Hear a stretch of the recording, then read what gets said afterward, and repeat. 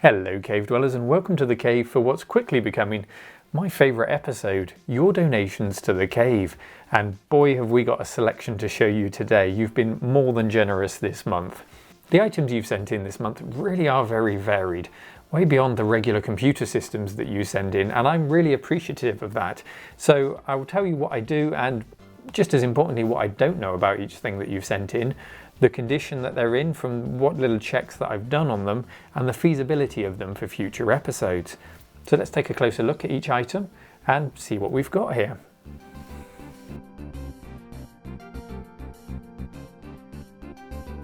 Our first item is this 3D printed Amiga logo, kindly donated by Jason, as well as some of the other items you'll see today, and it will take pride of place on my Amiga shelves. Jason was also printing a mini Groot from Guardians of the Galaxy while I was there, and it was great to see a 3D printer in action, so thank you for sharing that, Jason. He also donated this Commodore Amiga CD32. I had a real love-hate relationship with this machine, and no doubt other Commodore fans did too. It was essentially the death knell of Commodore, and it was frustrating to watch. It was a consolised Amiga 1200 which was being demonstrated with games like Oscar and Diggers. The hardware was good, but the approach was hardly striking fear into the hearts of Nintendo or Sega. Although having said that, Commodore UK's advertising board, erected opposite Sega HQ, was quite the ballsy move, with the slogan, "To be this good will take Sega ages." I'm very pleased to own one, and this is in need of repair. It has no screws holding it together, and I suspect the laser assembly may have failed, but I'll need to look into it. I've got no power cable or controllers. It uses a standard 4-pin DIN socket and a 5 and 12 volt rail, so that should be easily sorted, perhaps with a PC power supply, or I can knock something else up. Our next donation is this inconspicuous looking card. This is an accelerator board for an Amiga 1200. Specifically, it's the Blizzard 1230 4 card. And let me assure you, if you owned one of these back in the day, you were the bee's knees. It increases the speed of the stock 1200 from 12 MHz, upgrading the CPU from a Motorola 68020 to a 68030, clocked on this board at 50 MHz. It also houses a floating point unit, the 68882, a coprocessor to take the load of more complex mathematical calculations and further speed up the system. And if that wasn't enough, your stock 2 meg of RAM can be increased by the RAM housed on the board. Typically this was bought with a 4 or 8 meg RAM expansion, but in this case I'm assured by the donor we're looking at 48 meg on board. And the fun continues with the inclusion of the optional SCSI controller, opening up a world of high-speed peripherals. There are faster modern accelerators these days, like the Terrible Fire or the Witcher cards, but this will still be a huge improvement over my stock system, and I'm looking forward to sharing the results with you.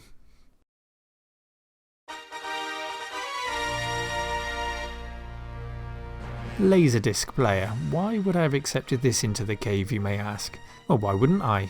Not because the niche format is novel to own, or the back catalogue is filled with special editions of my favourite movies like Stargate and Terminator, but because it also was at the heart of a range of arcade machines. This model, the Pioneer CLD2850, is a big old unit, and that's on account of the laser being on a track which navigates across the disc, around it and under it, where the disc reverses its rotation and the laser reads the underside, removing the need for you to turn the disc over to side B halfway through the movie. That's not what excites me though. The really cool feature is this, the control ports on the back. These ports can be wired up to a computer which can instruct the Laserdisc player exactly which frames to jump to and play. That computer can be running an emulator like Daphne, which supports such ports. And if we can acquire one, we can then play an original Dragon's Lair or Space Ace Laserdisc using the original media through this player. That's the goal. We just have the small task of fixing the player first because it's stuck on standby mode. So much head scratching will follow soon. And here's a flavour of some of the discs that came with it. They're essentially the size of a vinyl record if you haven't seen one before. Here's a Laserdisc, and I have to be honest, they still look like the future to me. There are some neat titles, presented in interesting aspect ratios and director's cuts, and the whole presentation is more of an event than a VHS or a DVD ever was, just like vinyl records really, although I can't really see Laserdiscs having a resurgence anytime soon.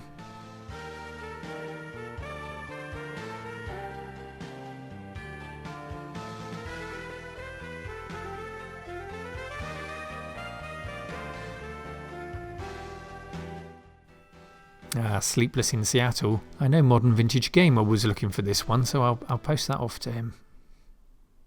Over here then we have a big old PCB with a big old edge connector, and this is a Neo Geo MVS board, which you'll find inside many arcade cabinets. It's fairly common to consoleize these into a custom case and play those huge Neo Geo cartridges. I don't know if you've ever seen one. I have a guest coming next week with some of those, so I'll be able to show you just how big those cartridges are. This board has a memory card slot and 2 joypad ports.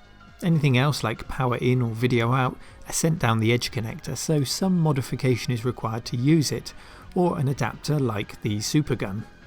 The previous owner has sent me a list of work already carried out on the board.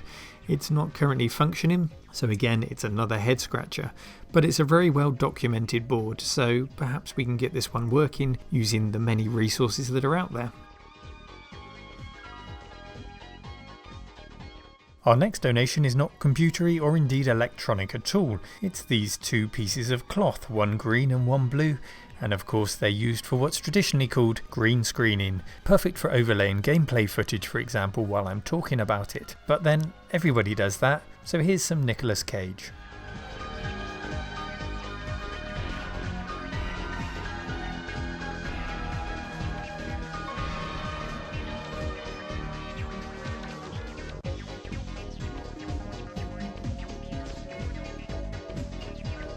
In all seriousness, that should come in very handy.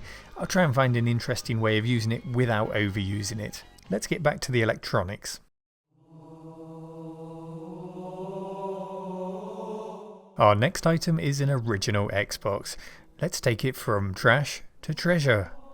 There you go, job done, that was easy. I actually owned one of these when they first came out, and I have to admit I spent less time playing games and more time trying to hack it to play copied media. I got there in the end using a soft mod called the Bert and Ernie font. You would replace a couple of fonts in the system, which would cause a memory overflow from the dashboard and then run your own modified dashboard. Couple that with a specific model DVD drive in which you could update the firmware, and hey presto, you could run copied media. It's also worth remembering just how big this unit was. The CD32 isn't small in itself, but here it is for comparison. It really was like putting a desktop PC under your television, and it sounded like it as well when it got hot.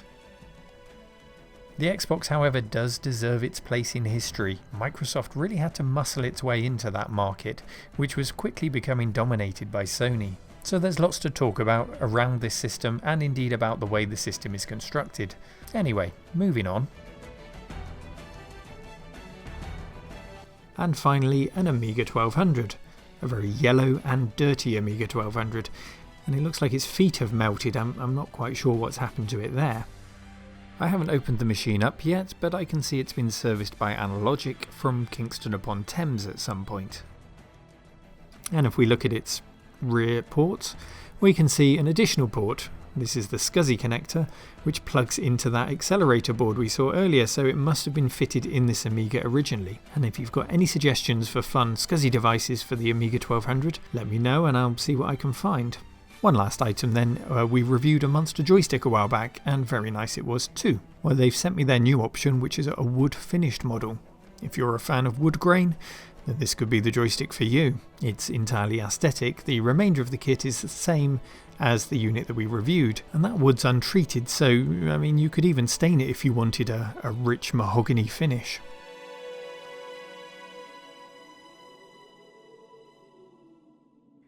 It's quite a wonderful haul, I think you'll all agree, and I have thanked all of the donors personally, but thank you again guys for your generosity.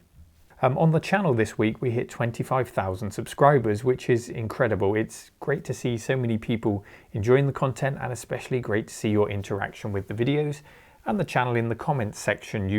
You're certainly a friendly bunch, and that's what we like here in the cave. I do enjoy reading and responding to your comments, so thank you everyone for watching and getting us up to 25,000 subscribers. I'm quite shocked really that we've reached that point. It's wonderful. It's not all one-way traffic. The goodie bags for patrons went out this week to those who donate $15 or more. Let's take a look at those. So they've received a selection of key rings, personalised mugs, and a nice selection of art, including, coincidentally, Dragon's Lair. the very same game we want to get working on, this Laserdisc player. Finally, if you'd like to contribute to the channel but you don't have anything physically you'd like to send in, then do consider becoming a patron over on the Patreon page. Not just for me, but for any other channels you enjoy. They do need your support, and if you enjoy their content, then consider giving them a little tip to help them along the way. Here's one last look at today's items. As always, thank you for watching. See you in the next video, and take care.